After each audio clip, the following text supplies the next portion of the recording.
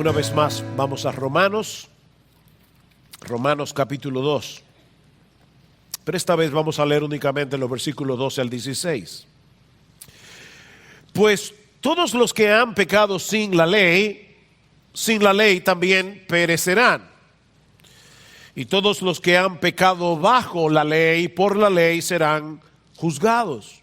Porque no son los oidores de la ley los justos ante Dios, sino los que cumplen la ley, literalmente los hacedores de la ley, esos serán justificados. Porque cuando los gentiles que no tienen ley cumplen por instinto o por naturaleza los dictados de la ley, ellos no teniendo la ley son una ley para sí mismos, ya que muestran la obra de la ley escrita en sus corazones, su conciencia dando testimonio y sus pensamientos acusándolos unas veces y otras defendiéndolos, en el día en que, según mi evangelio, Dios juzgará los secretos de los hombres mediante Cristo Jesús.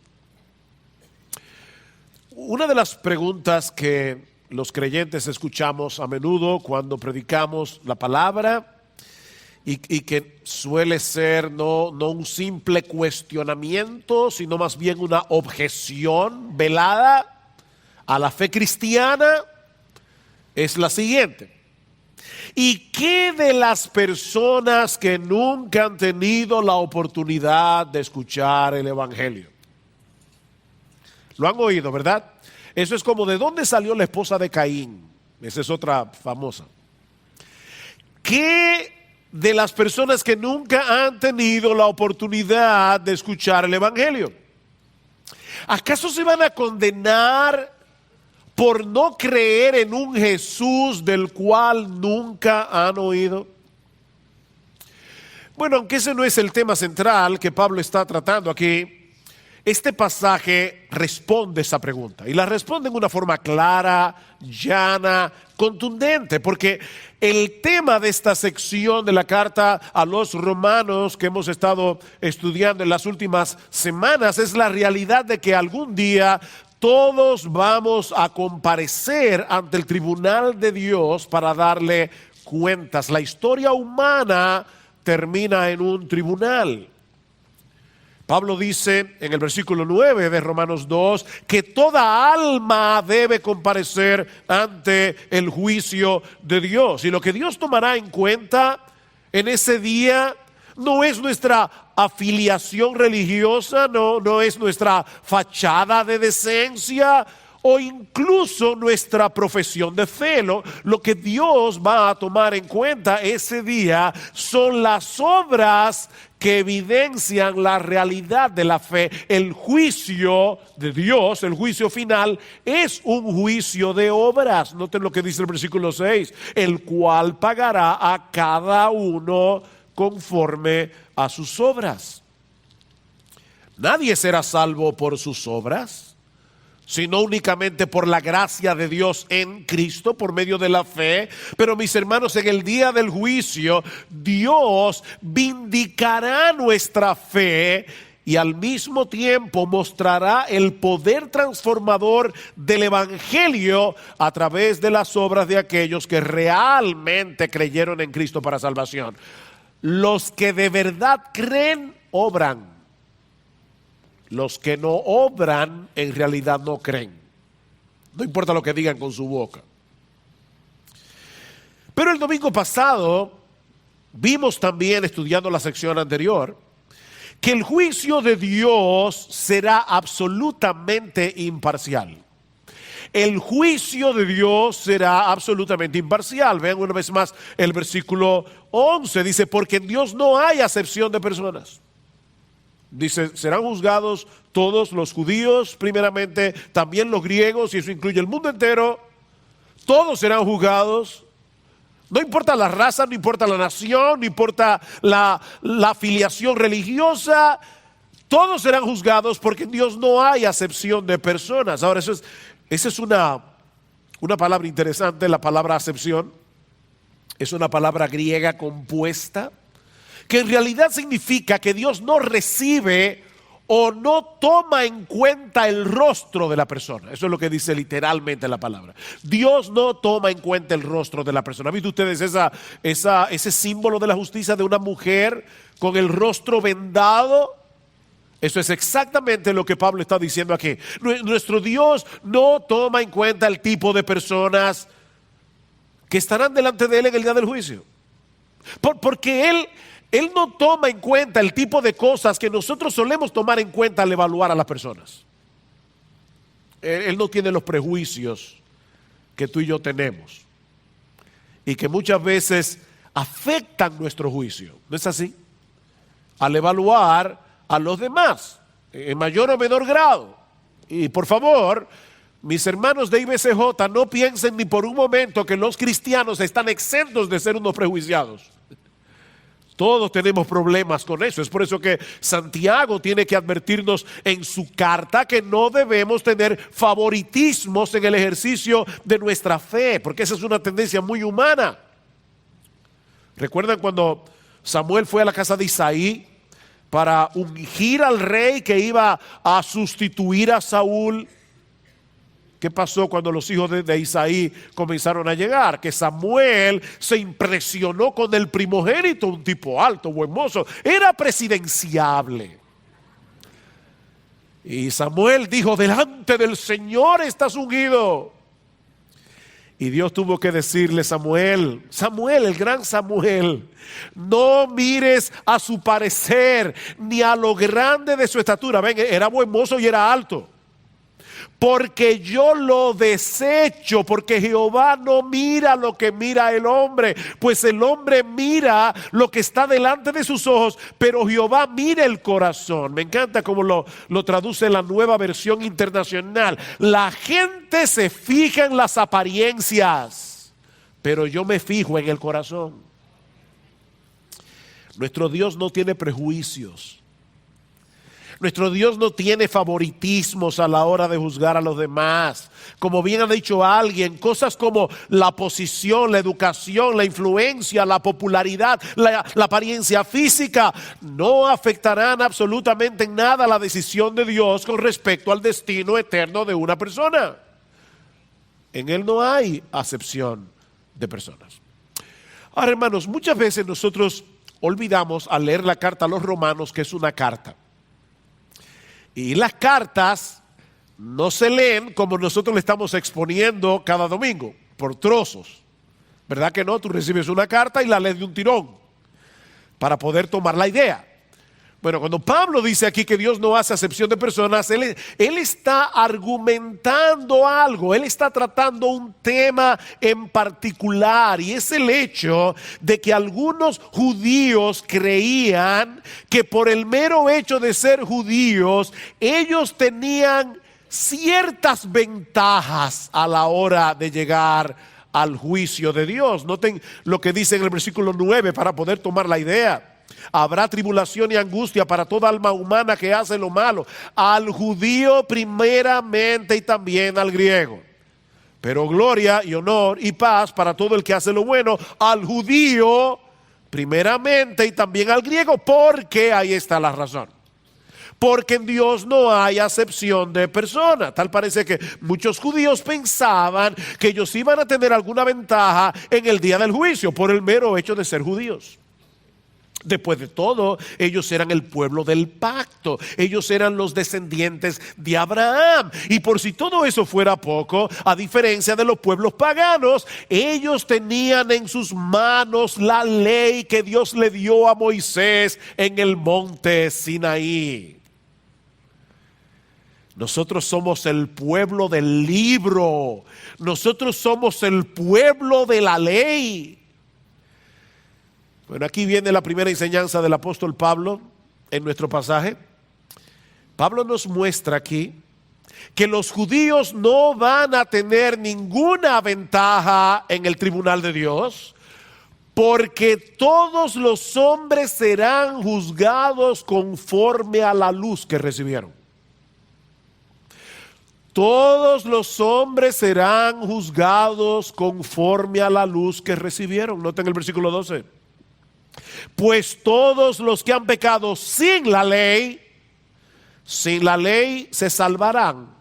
No, no, no. También perecerán. Y todos los que han pecado bajo la ley, por la ley serán juzgados. Y por el contexto es juzgados para condenación. Porque no son los oidores de la ley los justos ante Dios, sino los que cumplen la ley. La Reina Valera del 60 dice: los hacedores de la ley, es una traducción más literal. Los hacedores de la ley, esos serán justificados. Obviamente, cuando Pablo habla aquí de la ley, se refiere a la ley que Dios le dio al pueblo de Israel a través de Moisés en el monte Sinaí. Los judíos tenían acceso a esa ley. Ellos escuchaban cada sábado en la sinagoga la ley de Dios. De hecho, los niños tenían que memorizar extensos pasajes del Pentateuco desde niños. Pero Pablo nos muestra en este pasaje que el mero hecho de tener acceso a la ley no les servirá de nada en el día del juicio. Ellos no tienen ventaja. ¿Saben por qué? Porque no son los oidores de la ley los que van a ser justificados delante de Dios, sino los hacedores de la ley. ¿Ven el contraste? Hay un individuo aquí que es un mero oidor. Y hay otro aquí que es un hacedor. Es un contraste. De hecho, noten que es el mismo tema que Pablo viene tratando desde el versículo 1. Dice: por lo cual, Romanos 2, no tienes excusa, oh hombre, quien quiera que seas, tú que juzgas. Está hablando primariamente a los judíos. Pues al juzgar a otro, a ti mismo te condenas, porque tú que juzgas, practicas lo mismo. Ellos eran oidores, pero no hacedores de la ley. Piensen por un momento en la diferencia que existe entre un estudiante universitario que tiene que pasar la materia y uno que está de simple oyente. ¿Saben lo que es eso, verdad? Un individuo que dice: yo no voy a estudiar una carrera, simplemente me interesa esta materia, la voy a tomar de oyente. Bueno, el estudiante tiene la obligación de asistir a clases, él tiene que rendir un examen al final para que el profesor pueda evaluar lo que él aprendió. Pero al oyente solo se le pide que asista a clases. Al final él no va a tomar ningún examen, no se le va a poner ninguna calificación. Bueno, mis hermanos, lo que Pablo está diciendo en este texto es que Dios no tiene oyentes en su clase. No hay oyentes. Todos serán evaluados conforme a lo que aprendieron y pusieron en práctica, no simplemente porque estuvieron allí cuando se impartió la materia. Es lo mismo que nos enseña Santiago en su carta: pero sed hacedores de la palabra. Es la misma palabra griega que aparece en Romanos 2. Sed hacedores de la palabra y no tan solamente oidores. La misma palabra otra vez de Romanos 2. Engañándoos a vosotros mismos. Porque si alguno es oidor de la palabra, pero no hacedor de ella, este es semejante al hombre que considera en un espejo su rostro natural. Porque él se considera a sí mismo y se va y luego olvida cómo era. Mas el que mira atentamente en la perfecta ley, la de la libertad, y persevera en ella, no siendo oidor olvidadizo, sino hacedor de la obra, este será bienaventurado en lo que hace. No el oidor, sino el hacedor. El que es un mero oidor, pero no es un hacedor, se está engañando a sí mismo, dice Santiago. Él se siente bien consigo mismo porque él viene todos los domingos a la iglesia. Él lee la Biblia. Es más, hasta escucha sermones en YouTube. ¡Wow! Pero ¿sabes qué? Eso no es lo que Dios va a tomar en cuenta en el día del juicio. Lo que Dios va a tomar en cuenta es lo que tú hiciste con eso que leíste y escuchaste. Los que se conforman con leer y escuchar y luego no hacen nada, es muy probable que vayan camino al infierno creyendo que son lo que no son. Eso es serio.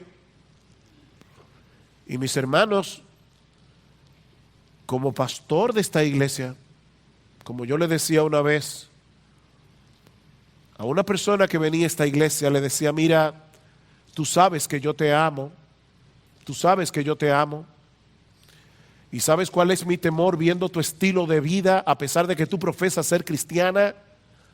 Mi temor es que en el día del juicio tú seas enviada al infierno, y aunque yo te caiga mal, prefiero amarte y decirte que tú estás en peligro. Tú estás en peligro, tú eres una oidora de la palabra, pero no eres una hacedora. ¿Y qué dice Pablo aquí? No son los oidores de la ley los justos ante Dios, sino los hacedores los que serán justificados. Ahora, mis hermanos, ya yo me imagino lo que debe estar pasando por la mente de muchos aquí. Pero ven acá, por fin, ¿la salvación es por la fe? ¿O es por obedecer la ley? ¿Se está contradiciendo Pablo aquí? Porque apenas unos versículos más adelante, en Romanos capítulo 3, versículo 20, Pablo dice de la manera más clara posible que por las obras de la ley ningún ser humano será justificado delante de Dios. ¿Ven? Por las obras de la ley ningún ser humano será justificado delante de Dios. Y en ese mismo capítulo 3 de Romanos, en el versículo 28, Pablo nos dice que el hombre es justificado por la fe aparte de las obras de la ley. Las obras de la ley no tienen nada que ver con nuestra justificación delante de Dios. De hecho, uno de los propósitos principales de la ley es mostrarnos que nadie puede guardar la ley perfectamente. Y eso es lo que Dios exige. ¿Tú quieres salvarte guardando los mandamientos? Tienes que guardarlos todos perfectamente, desde la cuna hasta la tumba. Nadie puede. Y de esa manera la ley nos mueve a buscar la salvación en Cristo. Al hacernos ver nuestra impotencia, la ley nos mueve a buscar salvación, no guardando la ley, sino creyendo en Jesús. Pablo dice en Gálatas capítulo 3, versículo 10, que todos los que dependen de las obras de la ley están bajo maldición. ¿Oíste bien? Están bajo maldición, pues escrito está: maldito todo aquel que no permaneciere en todas las cosas escritas en el libro de la ley para hacerlas. Y que por la ley ninguno se justifica para con Dios es evidente, dice Pablo, porque el justo por la fe vivirá. Por la fe. Y en ese mismo capítulo de Gálatas, más adelante, Pablo dice: de manera que la ley ha sido nuestro ayo. La palabra griega ahí, ustedes la conocen, se la saben, pero no saben que se la saben. Es la palabra griega paidagogos, que significa, de donde viene la palabra pedagogo. Paidagogo es uno que guía a los niños, esa es la idea. Un guiador de niños. Bueno, lo que Pablo dice es que la ley es un pedagogo para conducirnos a Cristo, a fin de que seamos justificados por la fe. Ven, la ley no salva a nadie. Como hemos dicho otras veces, es como un letrero que dice: esta es la ruta para Santiago. Bien, si sigues el letrero vas a llegar a Santiago. Si te subes en el letrero no vas a llegar a ningún lado. Es un mero letrero. Dios nos mueve a buscar salvación en Cristo al hacernos ver nuestra imposibilidad de guardar la ley. Entonces, ¿qué es lo que Pablo quiere decir en Romanos capítulo 2, versículo 13? Porque Pablo dice allí: no son los oidores de la ley los justos ante Dios, sino los que cumplen la ley, los hacedores de la ley, esos serán justificados. Yo creo que Pablo quiere decir dos cosas.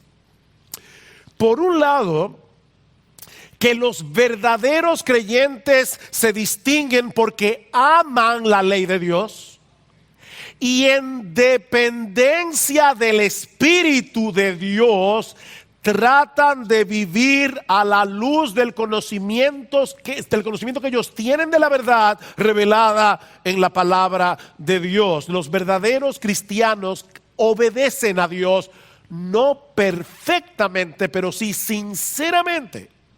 Ellos son hacedores de la ley. Pablo dice en Romanos capítulo 8, versículo 7, que una de las características de aquellas personas que no han sido regeneradas todavía por el Espíritu de Dios, están en su estado natural, tal como nacieron del vientre de sus madres. Una de las características, dice Pablo, es que no se sujetan a la ley de Dios ni tampoco pueden.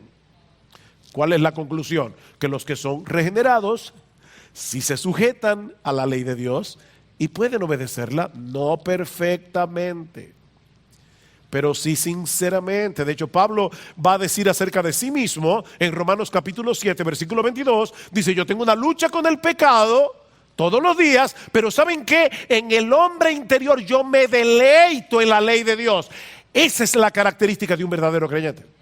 Yo me deleito en la ley de Dios. El impío no puede ni quiere sujetarse a la ley, pero el creyente se deleita en la ley y sinceramente desea obedecerla. ¿Saben por qué? Porque él ama a Dios. Antes él era un amador de sí mismo y solo quería hacer su voluntad. Ahora él es un amador de Dios y quiere hacer la voluntad de Dios. Mis hermanos, esto es muy sencillo. ¿Qué pensarían ustedes de un hombre que dice amar a su esposa con todo su corazón, pero no hace el menor intento de agradarla? ¿No tendríamos nosotros todas las razones del mundo para poner en duda ese amor? Eso es exactamente lo que pasa entre nosotros y Dios. Juan nos dice en su primera carta: en esto sabemos que nosotros conocemos a Dios. ¿Saben cómo? Si guardamos sus mandamientos. El que dice yo le conozco y no guarda sus mandamientos, el tal es un mentiroso y la verdad no está en él. Es un mentiroso. Se engaña a sí mismo y quiere engañar a los demás. Déjeme ponerlo esto de la manera más simple posible. Mira, si para ti decir una mentira es la cosa más normal del mundo para salir de un apuro y ni te molesta la conciencia, tú eres un mero oidor de la ley. Tú estás en peligro. Tú eres un oidor. Tú no eres un hacedor. Si tú sabes que una cosa está mal, lo sabes porque vienes a la iglesia, escuchas la palabra y te da lo mismo obedecer que no obedecer, tú no amas a Dios. Tú no amas a Dios. Así que los creyentes son hacedores de la ley. Pero no solamente eso, los creyentes también se distinguen en el hecho de que tienen que estarse volviendo continuamente a ampararse en la gracia de Dios en Cristo cada vez que tropiezan en su vida cristiana, porque van a tropezar. Porque es que nadie es perfecto.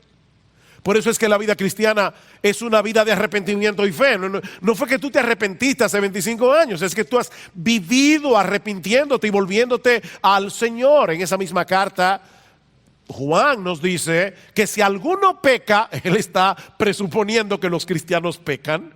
Si alguno peca, abogado tenemos para con el Padre, a Jesucristo el justo. Y unos versículos antes dice: si confesamos nuestros pecados, Él es fiel y justo para perdonar nuestros pecados y limpiarnos de toda maldad. De manera que no son los meros oidores de la ley los que se van a salvar en el juicio. Son los que evidencian la realidad de su fe a través de su obediencia. Los verdaderos creyentes no son meros oidores, son hacedores. Nadie se salva por la ley sino por la fe. Pero aquel que es salvo por la fe toma en serio la santidad. La toma en serio. Porque saben que la santidad, la obediencia a Dios es una de las evidencias, una de las tantas, de que en verdad hemos creído.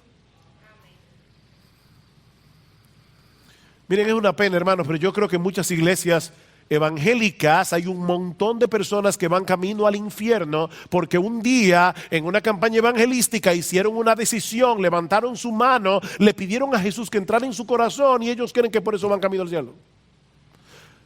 Imagínate que tú le dices a una persona, ¿tú sabes que tú eres pecador? Sí, yo sé que yo soy pecador. ¿Y tú quieres ir al cielo? ¿Han encontrado alguna vez una persona que te diga, no, yo quiero ir al infierno? Claro que todo el mundo quiere ir al cielo. Bueno, ora conmigo. Señor Jesús, ven, perdona mis pecados, entra a mi corazón. Señor Jesús, ven a mi corazón. Ya tienes el sello, vas camino al cielo. ¿Y qué de su vida? Es por eso que cada vez que yo oigo una persona que dice, yo me convertí el 24 de agosto, ¿y cómo tú sabes eso? ¿Tú hiciste profesión de fe ese día? Pero lo cierto es que nosotros no tenemos seguridad de cuándo fuimos regenerados por el Espíritu de Dios. Ahora, la evidencia de que fuimos regenerados es que nosotros guardamos los mandamientos y nos arrepentimos cuando pecamos. Es tan sencillo como eso. Déjeme decir una cosa, yo no tengo la menor idea de cuándo yo me convertí. Pero ¿saben qué? Eso no tiene la menor importancia.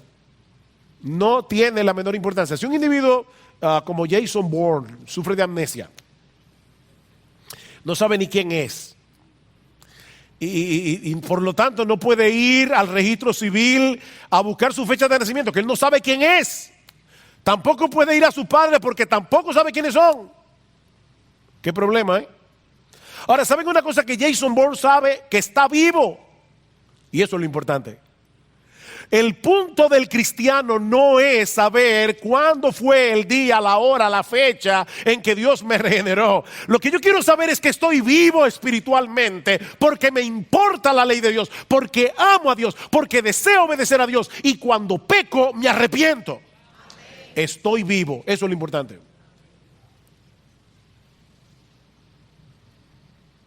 Oigan esto que dice Pedro en su primera carta, y esto es serio. Esto es serio. Si invocáis por Padre a aquel que sin acepción de personas juzga según la obra de cada uno, conducíos en temor todo el tiempo de vuestra peregrinación. Y ese temor allí no es un temor que nos espanta y nos da miedo de Dios, es una reverencia hacia Dios que es perfectamente compatible con el amor a Dios y el deseo de estar cerca de Él. Es un extraño temor, pero dice conducíos en temor, sabiendo que fuisteis rescatados de vuestra vana manera de vivir, la cual recibisteis de vuestros padres. Ustedes fueron rescatados de esa vana manera de vivir, no con cosas corruptibles como oro o plata, sino con la sangre preciosa de Cristo, como de un cordero sin mancha y sin contaminación, ya destinado desde antes de la fundación del mundo, pero manifestado en los postreros tiempos por amor de vosotros, y mediante el cual creéis en Dios, quien le resucitó de los muertos y le ha dado gloria. ¿Saben para qué? Para que vuestra fe y esperanza sean en Dios. Nuestra fe y esperanza no está puesta en nuestras obras, están puestas en Dios y en esa preciosa sangre que fue derramada en la cruz. Pero en vez de pensar que como mi salvación no depende de mí sino de Cristo, ahora yo puedo vivir como me dé la gana, en vez de pensar eso, los creyentes experimentan un temor reverente hacia Dios que no lo aleja de Él, sino que lo atrae hacia Él y que lo mueve a luchar contra el pecado y a vivir en santidad. Eso es lo que evidenciará la realidad de tu fe en el día del juicio. Y ahora yo te pregunto, ¿tú eres salvo? Miembro de IBCJ, ¿tú eres salvo? Mis hermanos, esto es serio. Esto es serio. Aquí estamos hablando de la vida y de la muerte. Que no es tu profesión de fe, que no es tu membresía lo que va a evidenciar tu fe en el día del juicio. Es tu amor a Dios, un amor que se traduce en obediencia y en una vida de arrepentimiento. Te duele el pecado.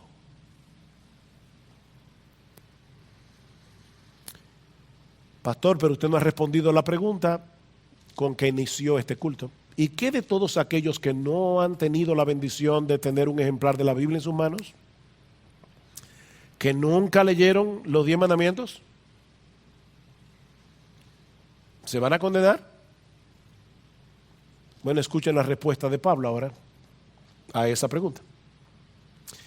Versículo 12 otra vez. Pues los que han pecado sin la ley. Ya vimos lo que pasa con aquellos que tienen la ley, tienen la Biblia, escuchan la palabra de Dios. Pero ¿qué de aquellos que no conocen la ley? Dice, pues todos los que han pecado sin la ley, es decir, no que son sin ley en absoluto, lo vamos a ver ahora, sino que no tienen un ejemplar de la Biblia. Ellos nunca han visto el decálogo, ellos nunca han visto los 10 mandamientos. Todos los que han pecado sin la ley también perecerán. Los que han pecado no van a perecer por no tener la ley, sino por su pecado. ¿Ven?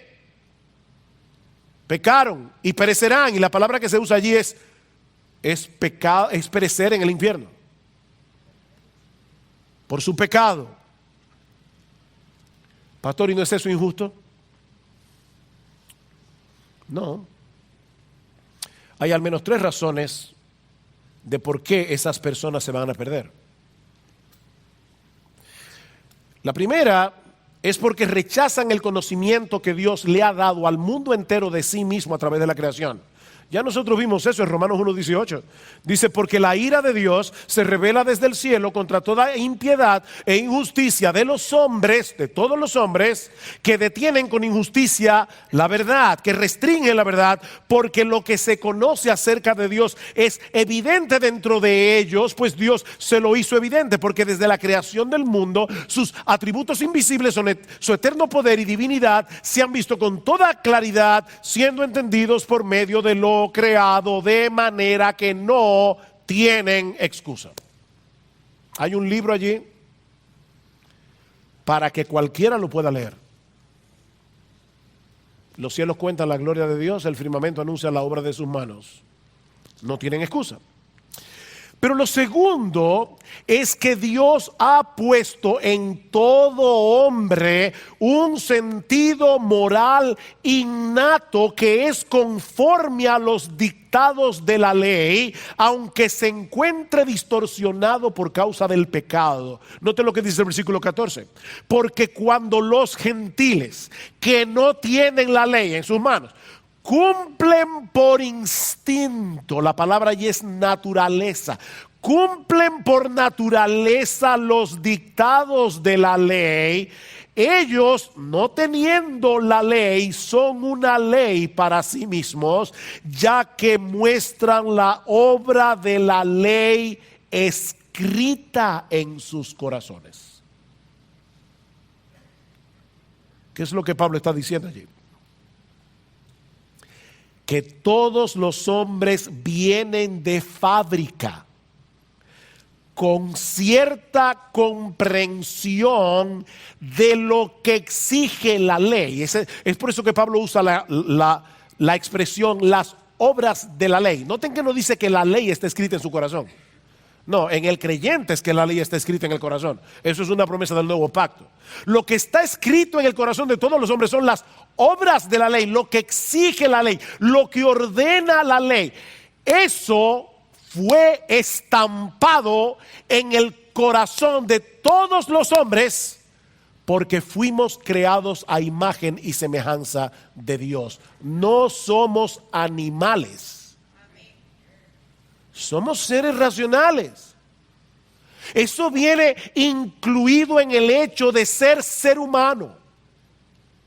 Es por eso, mis hermanos, que en todas las culturas del mundo, y le pueden preguntar a cualquier antropólogo, en todas las culturas del mundo hay un sentido de lo bueno y de lo malo. En todas las culturas del mundo. ¿De dónde viene eso? Y en todas las culturas del mundo se condenan las mismas cosas que se condenan en la ley, en mayor o menor grado. La desobediencia a los padres, el robo, el adulterio, la mentira, el homicidio. No existe una sociedad, por ignorante que sea, donde los hombres no posean ese sentido innato que los lleva a aprobar lo bueno y a condenar lo malo. Y no olvides eso, mi hermano, cuando tú le prediques el evangelio a alguien. No lo olvides, porque tú tienes un aliado en el interior de esa persona, aunque él o ella no lo quiera reconocer. Hay un aliado allí. Él sabe lo que es lo bueno y lo malo, él lo sabe. Que no se haga el tonto. Y eso nos lleva a la tercera razón de por qué son condenados los paganos que no tienen ley. Y es que todos los hombres poseen una conciencia moral que pasa juicio sobre sus acciones. Vean lo que dice el versículo 15. Ya que muestran la obra de la ley escrita en sus corazones, su conciencia dando testimonio y sus pensamientos acusándolos unas veces y otras defendiéndoles. Tenemos una conciencia y esa conciencia es un tribunal interior. O sea, lo que estoy diciendo es que no es simplemente que el pagano que no tiene en sus manos la Biblia sabe que existe lo bueno y lo malo. No. Es que él tiene una conciencia que lo acusa de pecado cuando hace lo malo. Hay una tribu en África, estuve leyendo recientemente, que tiene una forma muy extraña de buscar al culpable. Ellos toman un cuchillo, lo calientan, me imagino que no demasiado, ¿verdad? Pero calientan el cuchillo, ponen a todos los acusados en línea. Y le sacan la lengua. Le pegan el cuchillo. Porque ellos saben que el culpable va a tener la boca seca por su complejo de culpa. Y por lo tanto lo va a quemar más que a los otros. Una forma rara de buscar culpables, pero fíjense cómo ellos entienden que el complejo de culpa te impacta, te afecta, ¿no es así? Tienes una conciencia. Esa conciencia se puede insensibilizar cuando tú la resistes por mucho tiempo, pero eso no niega la realidad de que todos nacemos con ese tribunal interior. Y lo grande es que ese tribunal solo dice bueno o malo, bien o mal, culpable e inocente. Debo hacer una confesión pública aquí. No quiero que me miren raro a partir de ahora, pero en mi casa, mi papá enfatizaba mucho el tema de la honestidad. Mucho. Mi papá era una persona no cristiana, pero siempre nos dio un ejemplo increíble de lo que era honestidad. Yo vi cosas en mi padre, aún antes de convertirse, que todavía me sorprenden. Y por eso para nosotros el robo era algo muy malo. Pero un día, yo robé algo. Yo fui a una librería. Yo tenía como 15 años. Me encantaba Pablo Neruda. Fui a una librería, vi un librito chiquitito así, de poemas de Pablo Neruda, y costaba 5 pesos en ese tiempo. Eso era mucho. ¿Saben lo que yo pensé? Wow, pero esto es un robo. Y como ladrón que roba ladrón, tiene 100 años de perdón. Yo agarré el libro, lo metí en mi pañuelo y me lo metí en el bolsillo y salí de la tienda. ¿Saben lo que me pasó? Esa fue la única vez en mi vida que yo recuerde haber tomado algo que no era mío. ¿Saben lo que pasó? Yo salí, fue en Plaza Naco, había una librería en Plaza Naco, adentro, no afuera, porque luego había otra librería afuera, pero yo recuerdo saliendo de Plaza Naco, yo estaba completamente seguro que todo el que me pasaba por al lado sabía lo que yo había hecho. ¿Y saben qué pasó con el libro? Lo tuve que regalar, no me pude quedar con él. Sentido de culpa. Sentido de culpa. Hermanos, los paganos no se van a perder por no creer en Cristo. No. Cristo vino a salvar.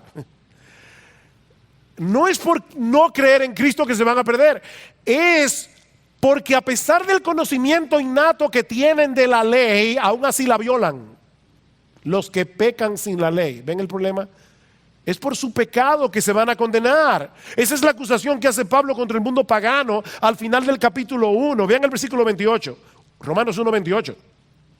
Y como ellos no tuvieron a bien reconocer a Dios, Dios los entregó a una mente depravada para que hicieran las cosas que no convienen, estando llenos de toda injusticia, maldad, avaricia, malicia, colmados de envidia, homicidios, pleitos, engaños, malignidad. Son chismosos, detractores, aborrecedores de Dios, insolentes, soberbios, jactanciosos, inventores de lo malo, desobedientes a los padres, sin entendimientos, indignos de confianza, sin amor, despiadados. Y ahora oigan, los cuales, está hablando de paganos aquí que no tienen una Biblia en sus manos, no lo olviden, los cuales, aunque conocen el decreto de Dios, que los que practican tales cosas son dignos de muerte, no solo las hacen, sino que también dan su aprobación a los que las practican.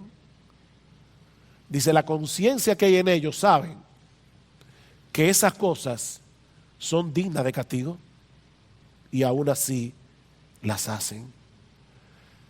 Mis hermanos, esa es la razón por la que nosotros debemos estar tan interesados en el evangelismo y en el movimiento misionero.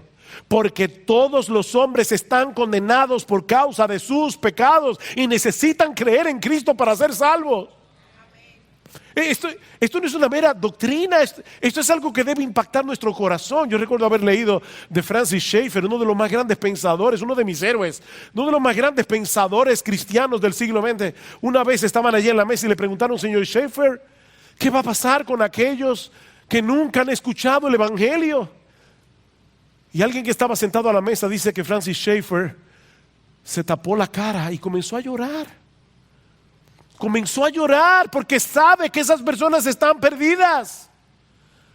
Por eso Pablo va a decir más adelante en Romanos capítulo 10, porque no hay diferencia entre judío y griego, pues el mismo que es Señor de todos es rico para con todos los que le invocan, porque todo aquel que invocar el nombre del Señor será salvo. No importa si se trata de un hombre civilizado o si es de un indígena en medio de la selva de las Amazonas, todo aquel que invocar el nombre del Señor será salvo. Y ¿saben lo más glorioso de eso? Que nuestro Dios, desde antes de la fundación del mundo, eligió personas de todo tribu, pueblo, lengua y nación. Y es increíble las cosas que Dios hace para que sus elegidos escuchen el evangelio y sean salvos. No importa dónde estén. Ayer estaba leyendo una historia que me impresionó.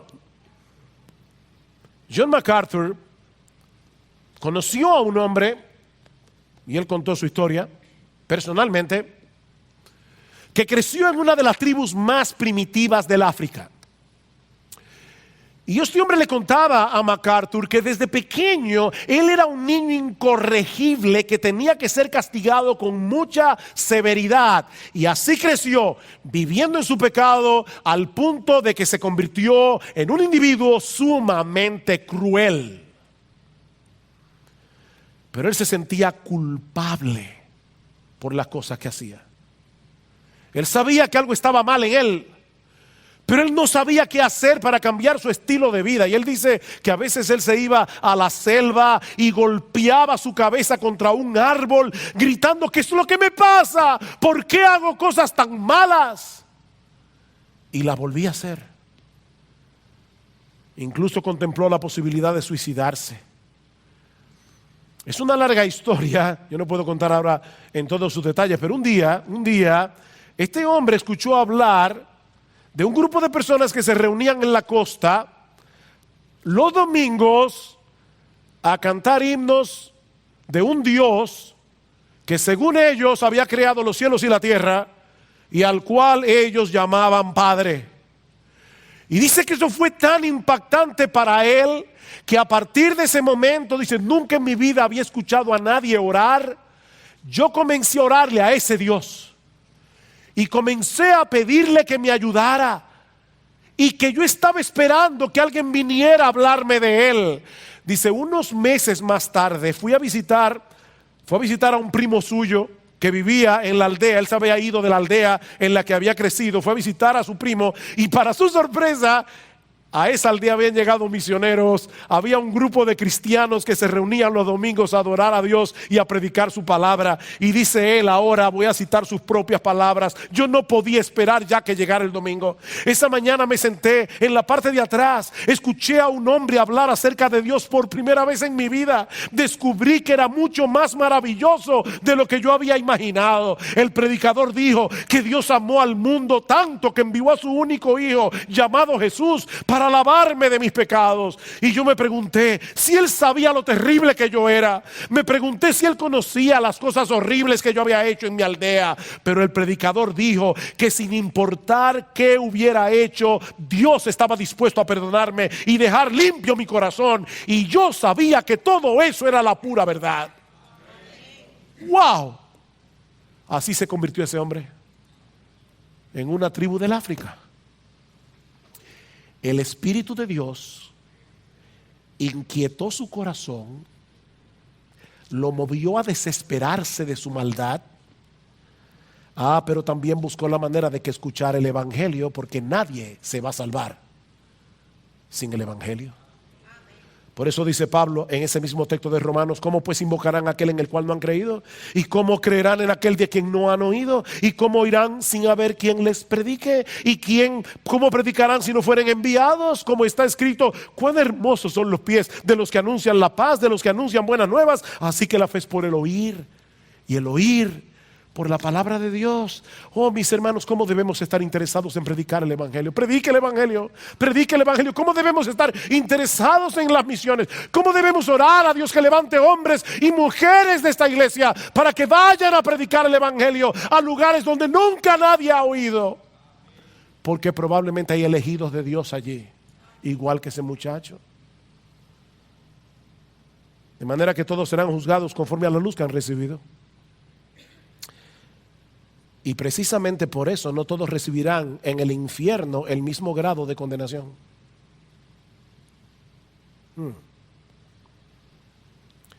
Mira, déjame decirte algo. Todo sufrimiento en el infierno, todo grado de sufrimiento en el infierno será horrible. Pero aquellos que recibieron más luz de las Escrituras y aún así la rechazaron, recibirán mayor condenación. Porque todo aquel a quien se haya dado mucho, mucho se le demandará, dice el Señor en Lucas 12, y al que mucho se le haya confiado, más se le pedirá. Es por eso que en una ocasión el Señor Jesucristo habló palabras tan duras contra Betsaida, Corazín y Capernaum, 3 ciudades judías de Galilea, porque ellos no solo conocían la ley, sino que también tuvieron el privilegio de escuchar las enseñanzas del mismo Jesús y ver sus milagros, y aún así no se arrepintieron. ¿Y saben lo que dice Cristo? Por tanto, os digo que en el día del juicio será más tolerable, ¿ven?, el castigo para Tiro y para Sidón y aún para Sodoma que para vosotras.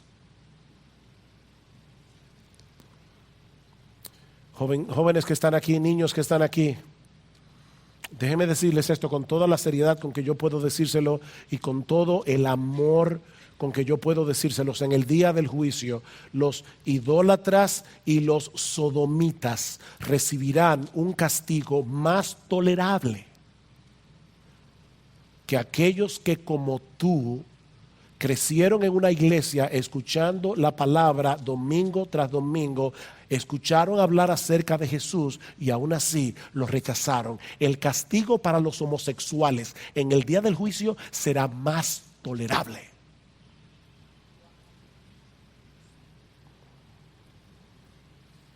Mira, mi amigo, tu principal preocupación no debe ser lo que va a suceder con aquellos que nunca han oído el Evangelio o que nunca han tenido en sus manos los 10 mandamientos. No, mi amigo, tu principal preocupación es que algún día tú vas a tener que comparecer ante el tribunal de Dios y tú no vas a tener excusas por haber rechazado al Jesús del que tanto oíste. Esa debe ser tu preocupación. Pero Pablo nos dice algo más en nuestro texto acerca de este juicio. Y es que en ese tribunal Dios juzgará los secretos de los hombres mediante su evangelio. Versículo 16. En el día en que, según mi evangelio, Dios juzgará los secretos de los hombres mediante Cristo Jesús. Mis hermanos, Jesucristo será el juez en ese tribunal. De hecho, el mismo Jesús le dijo a los judíos en cierta ocasión, Juan capítulo 5, el Padre no juzga a nadie, sino que todo el juicio se lo ha confiado al Hijo, para que todos honren al Hijo, así como honran al Padre. El que no honra al Hijo, no honra al Padre que le envió. El que no cree en Jesucristo será condenado. Es la misma enseñanza de Mateo 25. Hablando acerca del juicio final, dice el Señor, el Hijo del Hombre, cuando el Hijo del Hombre venga en su gloria y todos los ángeles con él, entonces se sentará en el trono de su gloria y serán reunidas delante de él todas las naciones. Jesucristo es el juez ante el cual comparecerán todas las naciones en aquel día, y no habrá que llamar testigos que testifiquen a favor o en contra en ese tribunal, porque Él lo sabe todo. Él es omnisciente. Él conoce todo lo que hacemos y por qué lo hacemos. Nada quedará oculto en aquel día. Cristo juzgará los secretos de los hombres. Es por eso que David le aconsejaba a su hijo Salomón que le sirviera al Señor de todo corazón y con ánimo dispuesto, porque el Señor escudriña todos los corazones y entiende todo intento de los pensamientos.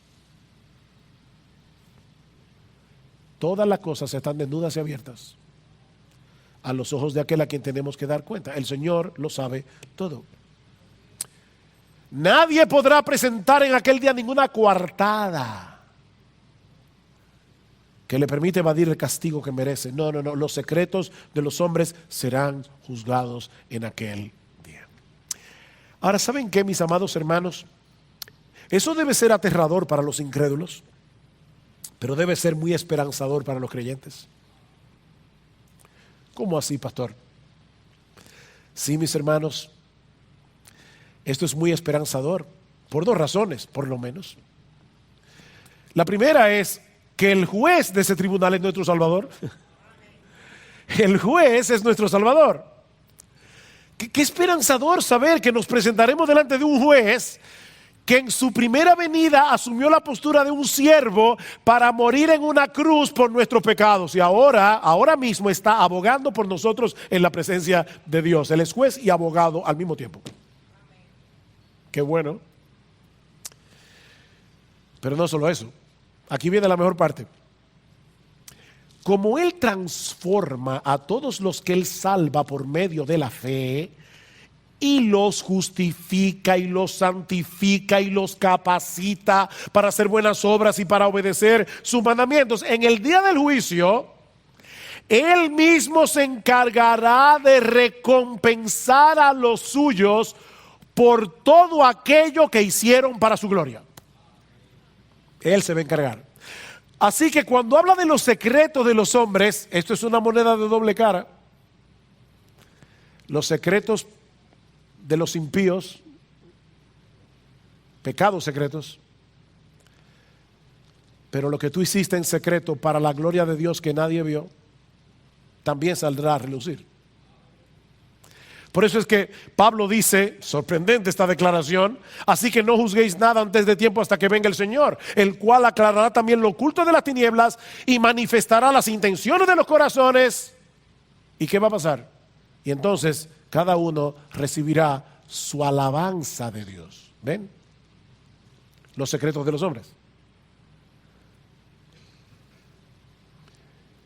Cuando vayamos delante del tribunal de Dios, los que fueron de verdad justificados, los que tienen obras que evidencian la fe, allí estará nuestro abogado diciendo, por sus pecados yo pagué. Mira mis manos, mira mis pies, mira mi costado. Por sus pecados yo pagué. Pero ahora llegó el momento de la recompensa. Y yo quiero coronar a todos aquellos que vivieron para mi gloria y que hicieron un montón de cosas que nadie vio. También esos secretos serán revelados, porque el juez será nuestro abogado. Ahora, nos queda una enseñanza más, y esta la veremos mucho más brevemente.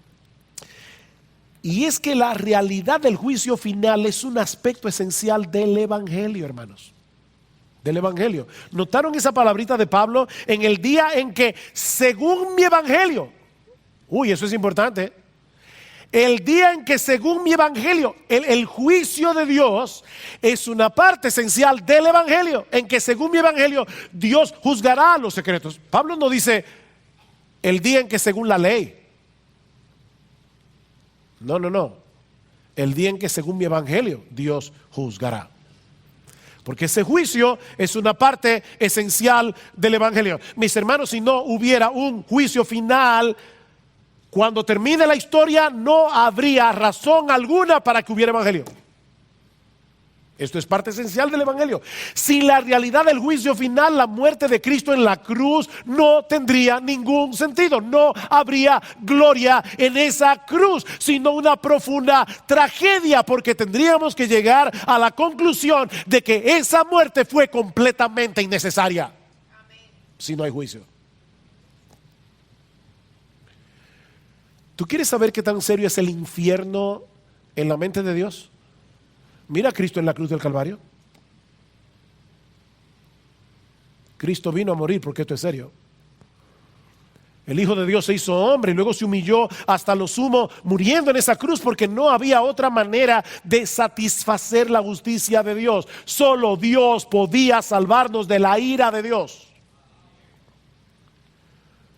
llevando esa ira en nuestro lugar en la cruz del Calvario. Y es sobre la base de esa obra de redención que hoy se nos ofrece en el evangelio, perdón y vida eterna por medio de la fe. Nadie será salvo mientras trate de ganarse la salvación haciendo buenas obras. Pero en el día del juicio final, la gloria de Cristo será manifestada en todo su esplendor cuando veamos en la presencia de Dios a una multitud de hombres y mujeres de todo pueblo, tribu, lengua y nación, evidenciando el poder del evangelio en sus vidas a través de sus buenas obras y su obediencia evangélica a los mandamientos de Dios. Obediencia evangélica, una obediencia movida por la gratitud, no para ganarse la salvación, sino porque ya fuimos salvados solo por gracia, solo por Cristo, solo por medio de la fe.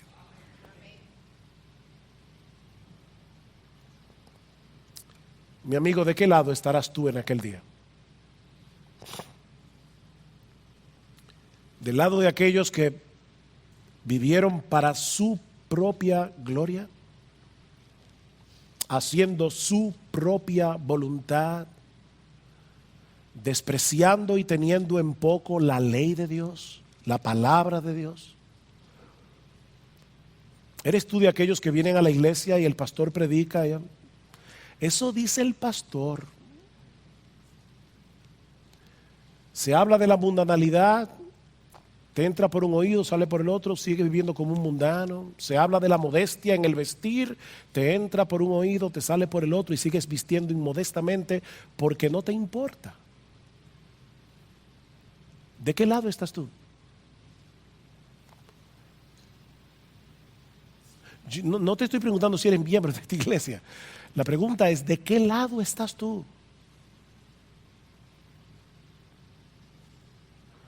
O del lado de aquellos que levantaron a tiempo una bandera blanca de rendición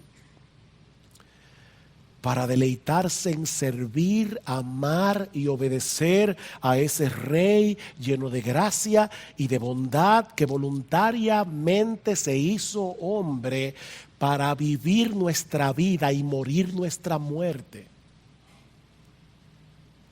¿De qué lado estás tú? Oh, ven a Cristo, mi amigo, y refúgiate en su gracia, porque en Él hay perdón y vida eterna para todo aquel que cree. perdón y vida eterna para todo aquel que cree.